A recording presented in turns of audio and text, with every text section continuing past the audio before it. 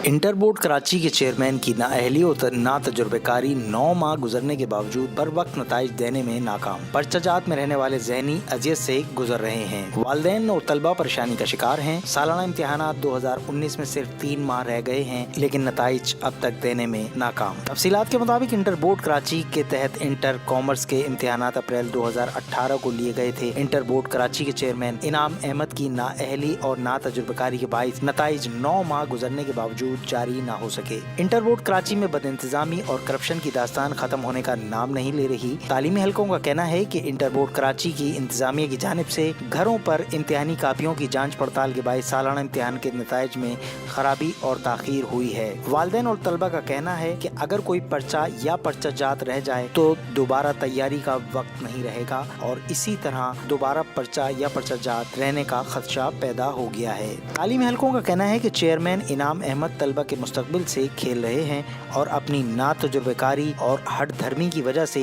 तलबा का मुस्तकबिल दांव पर लगने का खदशा पैदा हो गया है। इसलिए जल्द से जल्द नताइज का अजरा किया जाए। वादा रहे कि 2018 के नताइज में तब्दीली की शिकायत पर महकमा एंटी करप्शन ने स्क्रूटनी की बुनियाद पर रिकॉर्ड की छानबीन भी शुरू कर रखी है।